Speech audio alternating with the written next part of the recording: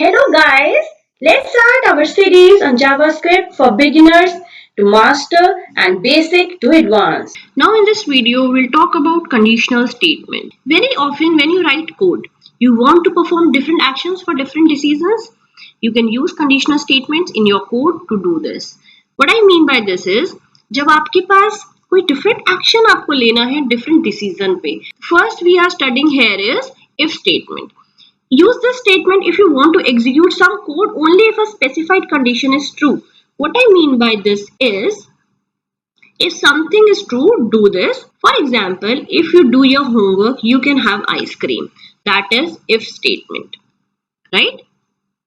So you have to write if keyword, then comes the condition, right? Then console.log, whatever the way you are writing, जो भी आपको लिखना चाहते हैं, जो भी आप ब्राउजर पे चाहते हैं, console.log do something, वो आप यहाँ पे लिख सकते हैं. You can write document.write, console.log and any other method. तो जब ये कंडीशन ट्रू होगी तो ये एग्जीक्यूट होगा, ये रन होगा. But on the other hand if else is if condition is true then do this, if condition is not true, false, then do this. What I mean by this is, for example, if you do your homework, you can have ice cream. But if you don't do your homework, you don't get the ice cream. So you can use if else. There is nesting if else also. Use this statement if you want to select any of many blocks of code to be executed. If condition 1, then execute this. If condition 2, then execute this. If condition 3, then this, else do this. There's another conditional statement, that is switch. That is a general rule that if the code requires a many chain series of if else, then it's more efficient to use switch statement to eliminate that redundant code. हमने else if में क्या किया, अगर if में ये condition true होती है तो ये एग्जीक्यूट करो, कंडीशन 2 ट्रू होती है तो ये करो, else ये करो. तो नेस्टेड if else था, उसको रिप्लेस हम कर सकते हैं स्विच के साथ, जो ज्यादा एफिशिएंट है. उसमें हम क्या बोलते हैं कि अगर आपने एक बार स्विच एक्सप्रेशन यूज करो, अगर वैल्यू को कंपेयर करो, अगर ये वैल्यू है तो केस 1 एग्जीक्यूट कर दो, अदरवाइज केस 2, केस 3 और D4. This way you can use switch statement. Let's see इन सबका code. What we are doing here is, आपने यहाँ पर एक फंक्शन बनाया, माय फंक्शन, वेरिएबल या ग्रीटिंग, उसके बाद एक और वेरिएबल लिया टाइम, उसमें आपने दिया new date dot get hours. Get hours क्या करेगा, गेट आवर्स हमें टाइम देगा इन नंबर फॉर्म. इसकी वैल्यू को आपने डाला टाइम में. तो अगर टाइम इज लेस देन 10, यहाँ पे हम आवर्स की बात कर रहे हैं, हमें आवर्स चाहिए, ठीक है, 24 आवर्स का हमारा ये टाइम चलेगा. तो अगर time is less then 10 AM तक है तो गुड मॉर्निंग. else if में दिया अगर time is less than 20, right, तो good day, that is between 10 and 20. else good evening, that is night. ठीक है, तो इस तरीके से अगर टाइम लेस देन 10 है तो गुड मॉर्निंग, लेस देन 20 है तो good day, else good evening. तो हमने यहाँ पे नेस्टेड else if यूज किया है.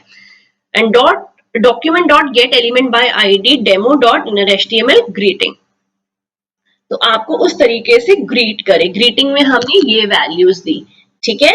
अब इस ग्रीटिंग में एक ही वेरिएबल, इस वेरिएबल ग्रीटिंग में इनमें से कोई भी एक वैल्यू जाएगी, ठीक है. नाउ अगर यहाँ पर ये if else if था, अगर ये नहीं होता तो हम यहाँ पर एक ही फंक्शन यूज कर सकते हैं. if time is less than 10, greeting good morning. It's not mandatory to use all these, ठीक है. अगर हमें if else यूज करना है, if time is less than 10, good morning, else good evening, right? तो जरूरी नहीं है हम ये वाली स्टेटमेंट यूज करें. तो it depends on your code, आपको किस तरीके का कोड चाहिए, किस तरीके का आपका प्रोग्राम है, व्हाट इट डिमांड्स. तो उस तरीके से आप कोड कर सकते हैं. You can use if, you can use if, you can use if else, you can use nested if else. आपको अगर हम इसका प्रोग्राम रन करते हैं तो what will get is, according to time it will, जो न्यू हमारा gate hours है ये हमारा उसका टाइम लेगा, सिस्टम का टाइम लेगा और हमें उस तरीके से बताएगा. अब time is 12:51 as you can see, so it is saying good day, right? Morning time is over, so it is saying good day.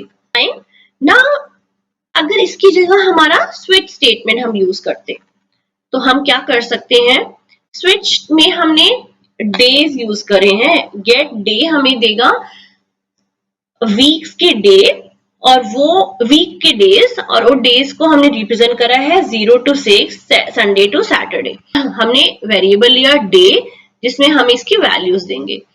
अब केस 0 है, 0 का मतलब गेट डे में अगर आया 0 तो डे रिप्रेजेंट करो संडे, ब्रेक कर दो।